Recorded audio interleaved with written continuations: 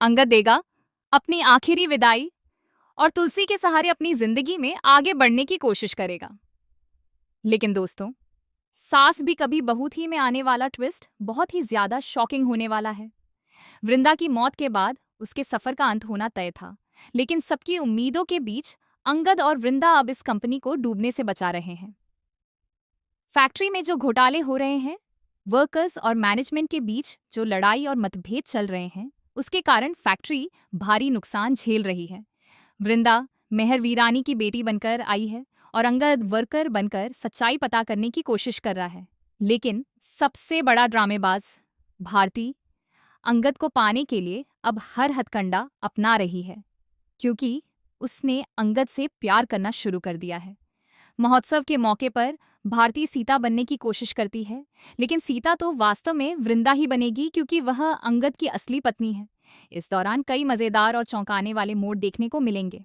अंगद और वृंदा के दो प्यारे छोटे बच्चे हैं, फिर भी उनके बीच लव ट्रायंगल देखने को मिल रहा है।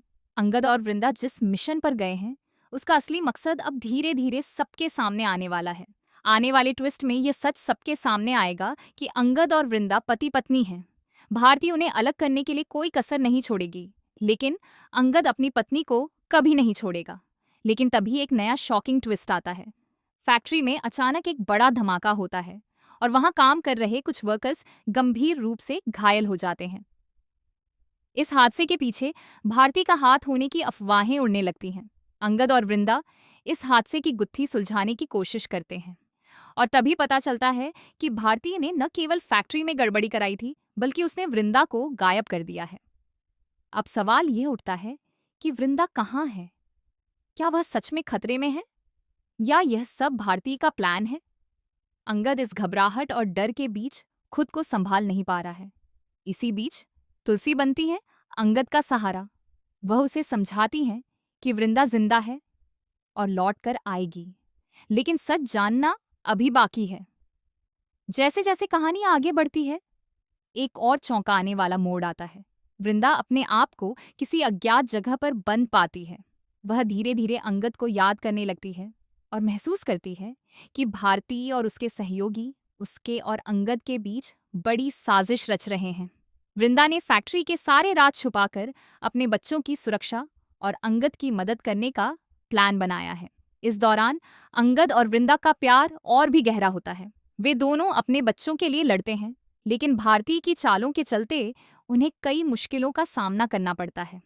शांति निकेतन भी टूटने की कगार पर होते हैं। जब उन्हें पता चलता है कि वृंदा इस दुनिया में नहीं है, तो उनका दुख चरम सीमा पर पहुंच जाता है। अंगद खुद को संभाल नहीं पाता और हर कदम पर भारती का सामना करता है।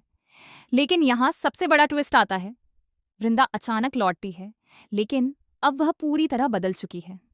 उसने भारती और उसके साथियों के सारे प्लान उखाड़ फेंकने का सोच लिया है। अब वृंदा सिर्फ अंगद के लिए नहीं, बल्कि फैक्ट्री और अपने बच्चों के लिए भी लड़ने के लिए तैयार है। अंगद और वृंदा का सामना भारती से होने वाला है और इस लड़ाई में कई रहस्य खुलेंगे। अगले एपिसोड में आप देखेंगे कि कैसे अंगद और वृंदा की टीम फैक्ट्री और अपने परिवार की सुरक्षा के लिए खड़े होते हैं। भारती अपनी सारी चालें आजमा चुकी है, लेकिन अंगद और वृंदा की सूझबूझ और उनका प्यार उसे हरा देता है। अंत में अंगद और वृंदा के बीच प्यार और विश्वास की जीत होती है। लेकिन दोस्तों, अभी भी कहानी में बहुत बड़े रहस्य बाकी हैं। क्या भारती पूरी तरह से हार जाएगी? क्या वृंदा के गायब होने का असली रहस्य खुल पाएगा?